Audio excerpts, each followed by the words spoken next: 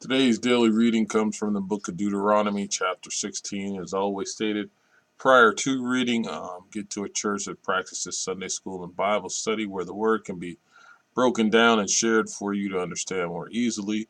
Also, get with some friends who break the bread and share the word and just get some understanding from amongst one another. Get you a Bible that you can read. There are numerous versions from NIV to King James to Amplified that are easier read for you.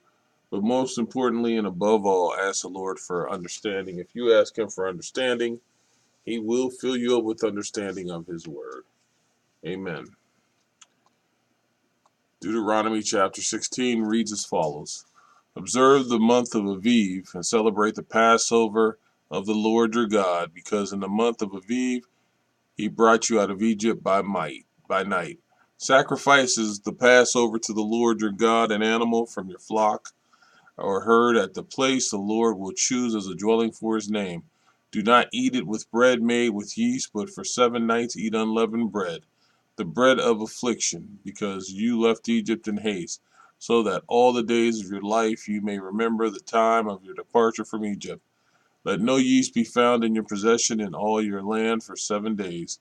Do not let any of the meat you sacrifice on the evening of the first day remain until morning.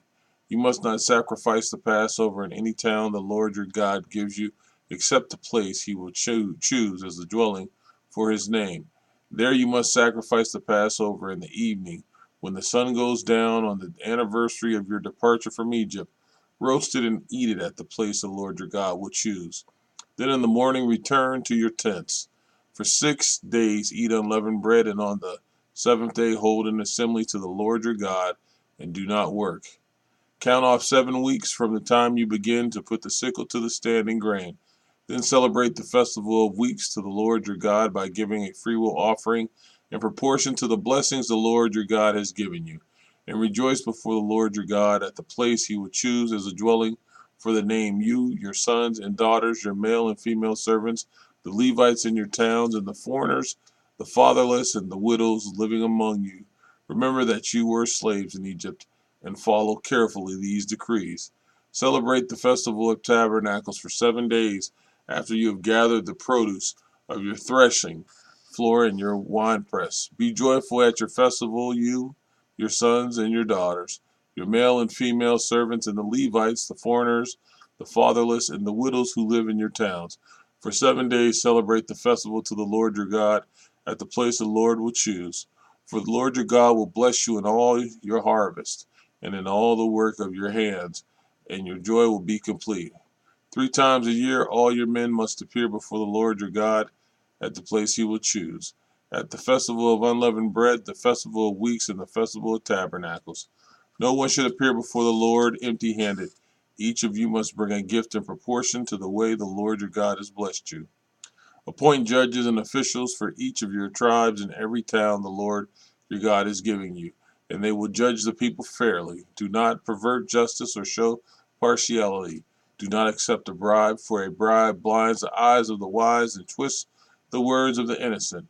Follow justice and justice alone, so that you may live and possess the land the Lord your God has given you. Do not set up any wooden Asherah pole beside the altar you build to the Lord your God, and do not erect a sacred stone, for these the Lord your God hates. Deuteronomy chapter 17. Do not sacrifice to the Lord your God an ox or a sheep that has any defect or flaw in it, for that would be detestable to Him.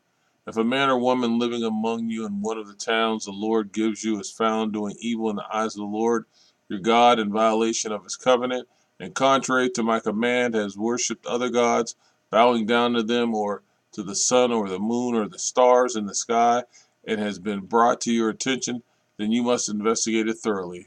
If it is true and it has been proved that this detestable thing has been done in Israel, take the man or woman who has done the evil deed to your city gates and stone that person to death. On the testimony of 2 or 3 witnesses, a person is to be put to death, but no one is to be put to death on the testimony of only one witness. The hands of the witness must be the first in putting that person to death, and then the hands of all the people. You must purge the evil from among you. In cases If cases come before your courts that are too difficult for you to judge, whether bloodshed, lawsuits, or assaults, take them to the place the Lord your God will choose. Go to the Levitical priest and to the judge who is in office at that time.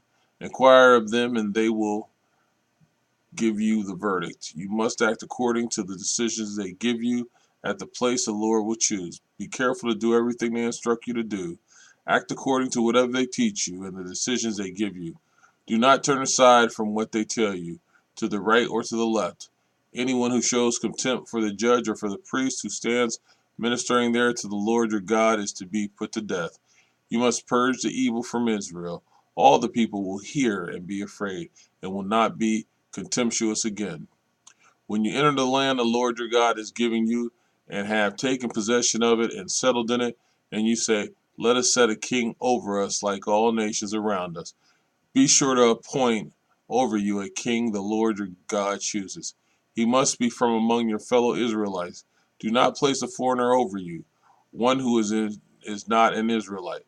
The king, moreover, must not acquire great numbers of horses for himself, or make the people return to Egypt to get more of them, for the Lord has told you, you are not to go back that way again. He must not take many wives, or his heart will be led astray. He must not accumulate large amounts of silver and gold. When he takes the throne of his kingdom, he is to write for himself on a scroll a copy of this law, taken from the Levitical priest.